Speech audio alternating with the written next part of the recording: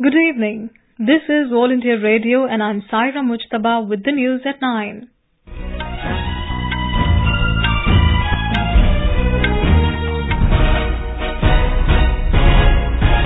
The headlines. Finance Minister Arun Jaitley rejects Congress's criticism of new GDP data series, says it is a better reflection of Indian economy. Government decides to revise height norms for STs of North Eastern states and Gorkhas for recruitment in Central Armed Police Forces. Rajasthan and Telangana witnessing hectic campaigning for assembly elections on 7th of next month. Prime Minister reaches Argentine capital Buenos Aires to attend the 13th G20 summit tomorrow. Observation satellite HysIS successfully launched from Sriharikota to capture high-definition images of Earth's surface. And in Men's Hockey World Cup, Argentina beats Spain 4-3 while New Zealand defeat France 2-1 in Pool A matches at Bhubaneshwar.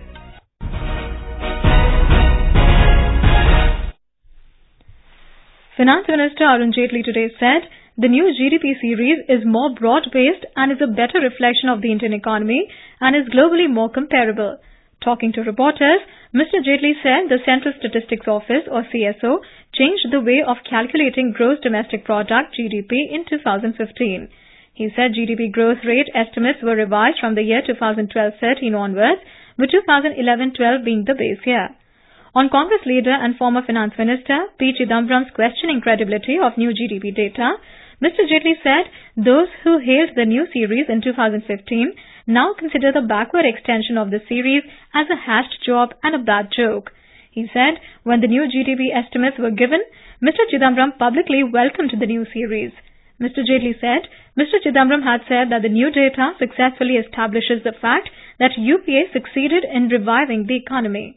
2015 की फरवरी के महीने में उन्होंने एक नया formulation किया था जिसपे न्यू जीडीपी सीरीज बनाया था और पुराने वाले को डिस्कार्ड किया था। ये जो नया सीरीज बनाया था, जो चीजें इसके अंदर शामिल की गई, उसका विस्तार किया गया और जो विश्व में सबसे अच्छे मापदंड हैं उसके मुताबिक इसको किया गया और तब से लेकर आज तक न्यू जीडीपी सीरीज लागू हो रहा है।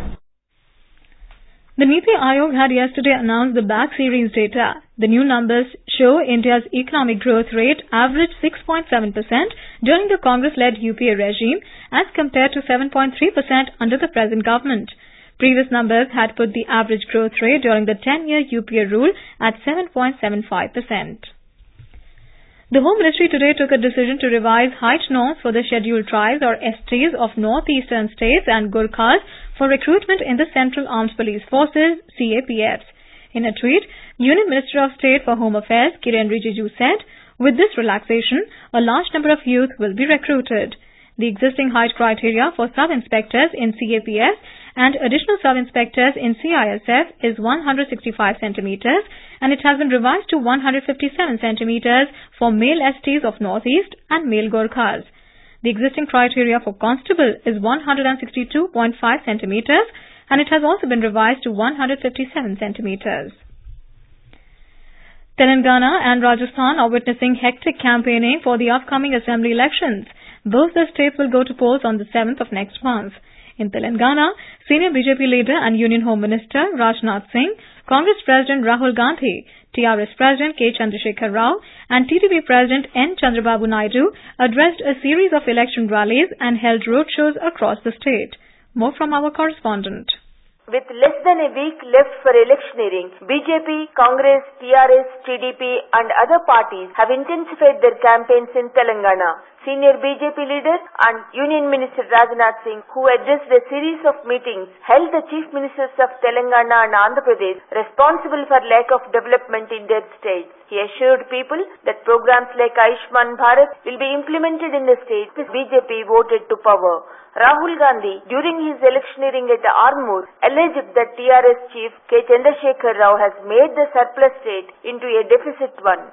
On the other hand, TRS chief said his party has done everything in 4.5 years, which the Congress and TDP could not do in their decades-long governance. Lakshmi, AR News, Hyderabad.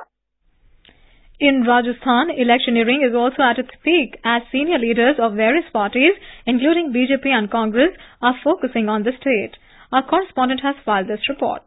BJP President Amit Shah today addressed a number of rallies in the state Addressing a gathering in Karoli, Mr. Shah said that BJP government at the centre and in Rajasthan had implemented welfare schemes covering all sections of society. Senior party leader Ravi Shankar Prasad addressed media at Bikaner and Kota. Chief Minister Vasundhara Raje interacted with people at 5 election rallies. From Congress side, former Chief Minister Ashok Gehlot attended 4 public rallies. He alleged that the BJP government had stalled and delayed various public welfare schemes. PCC Chief Sachin Pilot also addressed series of public meetings today. Jitendra Dwivedi, AIR News, Jaipur.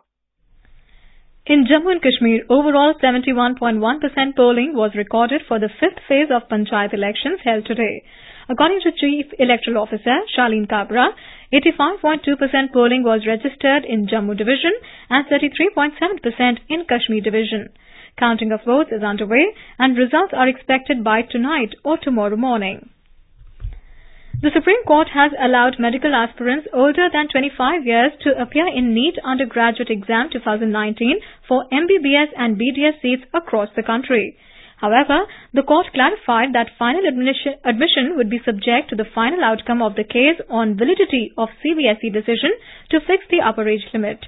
The top court has also extended the last date for submitting filled NEET forms by a week from tomorrow to enable aspirants who did not qualify under the earlier age criteria to apply. Minister of State for Health Anupriya Patel today said the government's new schemes and programs have contributed to changing the country's health scenario. She said Mission Indradhanush has yielded very encouraging results, due to which the target of achieving 90% full immunization in the country has been advanced to the current year from the earlier target of 2020. Mrs. Patel was speaking at the 15th India Health Summit in New Delhi.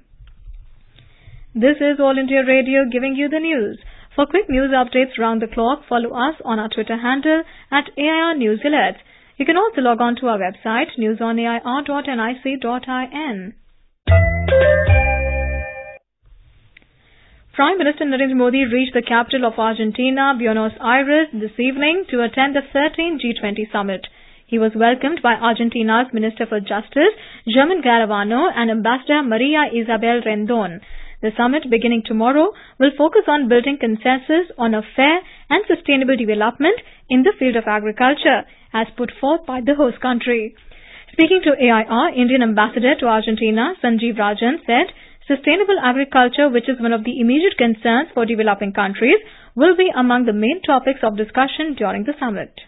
Argentina, for example, when they cut their crops, they leave the cut crops in the field, which helps them to retain the top layer of soil which contains the main nutrients, and it also helps them to reduce the consumption of water when they seed the crops, because the soil moisture is retained. These are practices which can be shared globally to enhance soil productivity and fertility.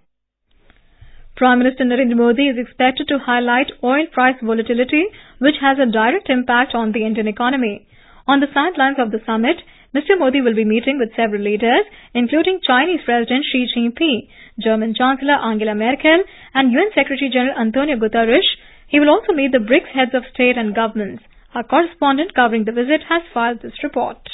All arrangements are in place for the G20 summit, as more than 2,000 media persons are scheduled to cover the event. Security has been tightened all over the city as world leaders are gathering to sit together and discuss issues of great concern. G20 collectively represents all inhabited continents, 85% of the world's population, and 75% of international trade. Argentina has been holding year-long meetings by ministers from different countries and engagement groups.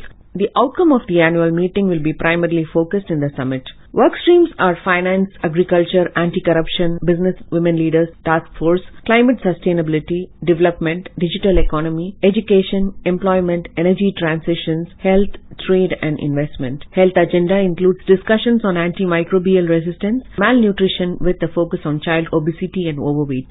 Strengthening of health systems and their responsiveness to crises and pandemics will also figure out in the deliberations during the summit. Joy, AIR News, reporting from Buenos Aires, Argentina. India launched its sophisticated Earth observation satellite HysIS successfully from Sriharikota today. The National Space Agency ISRO launched the hyperspectral imaging satellite HysIS on board its Gorkhas rocket PSLV C-43. The rocket also put 30 other micro and nano satellites of customers from 8 nations in a different orbit as part of the same mission. More from our correspondent. India now has got the proverbial eagle's eye in the sky with the high-definition cameras in the form of the HysIS satellite. Globally, only a few nations have their operational satellite of its class that can capture crystal clear images of the Earth's surface for varied applications. They are said to provide a continuous stream of high-definition pictures as well as data in multiple frequencies for its user agencies in 5 days' time from today. Jai Singh, AR News, Chennai. Talking to media in Sriharikota after the launch, ISRO Chairman Dr. K. Sivan described the satellite as an excellent space asset for the nation. He informed the ISRO has a long lineup of launch missions in the coming days. The road ahead of us really full of traffic. We are going to have another spectacular mission of GSAT-11. That is the heaviest satellite India has made. It is going to be launched from French Guyana in December 5th early morning. Subsequently, in December itself, we are planning another long-awaited mission that GSLV will be going to launch the GSAT-7A. Next year is going to have another major mission, that is Chandrayaan 2. The Maharashtra legislature unanimously passed a bill proposing 16% reservation for Marathas under socially, educationally and economically backward category. The bill tabled by Chief Minister Devendra Fadnavis was passed without any discussion. More from our correspondent. It is an historic day for the Maratha community in Maharashtra as the state legislature today passed the bill providing reservation to them in jobs and educational institutions. The bill tabled in both the houses of state legislature did not face any kind of hurdle as legislators cutting across the party lines joined hands in passing the bill, which will now pave way for the Marathas to reap the benefits of reservation. Chief Minister Fadnavis also tabled the action taken report on the State Backward Class Commission's recommendations for reservation to the Marathas. The Maratha community, which comprises over 30% of the state's population, has been seeking reservation in government jobs and education for a long time. Kunal Shinde, AIR News, Mumbai. The Women and Child Development Ministry has amended the existing provisions under the POCSO Act.